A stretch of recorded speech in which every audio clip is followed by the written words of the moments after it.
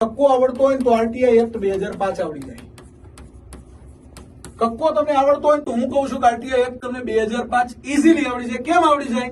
તો ભાઈ RTI act છે ને નમૂના ઉપર ચાલે છે. તમે ભવિષ્યમાં આરટીઆઈ નું ઇમ્પ્લિમેન્ટેશન કરાવશો, સરકારની અંદર જશો અધિકારી કર્મચારી તરીકે અથવા એક નાગરિક તરીકે જાણવું જરૂરી છે. નમૂનો ક છે ને એ માહિતી માંગવા માટેનો નમૂનો છે.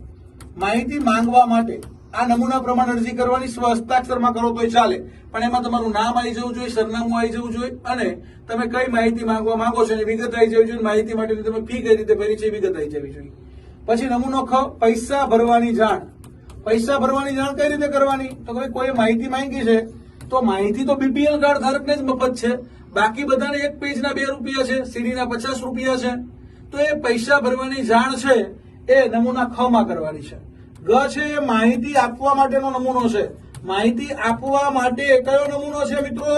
તો નમૂનો ગ છે માહિતી આપવા માટેનો. ત્યાર પછી નમૂનો ગ છે અરજી તબદીલ કરવાનો. તો તબદીલ કયા કિસ્સામાં કરવાની?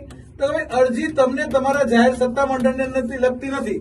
તમારી નિમણૂક હેડ ક્લાર્ક તરીકે આરોગ્ય વિભાગમાં છે અને તમારી પાસે કોઈ માહિતી માંગી લીધી કે ભાઈ વિદ્યા સહાયકોની ભરતી કેટલી થઈ, ક્યારે થઈ. તો વિદ્યા સહાયકોની માહિતી કોની પાસે હોય? તો કે ભાઈ એ તો નિયામક પ્રાથમિક શિક્ષણ પાસે હોય. તો આપણને આવી ખોટી અરજી મળે તો એને નાખીને જ દેવાની.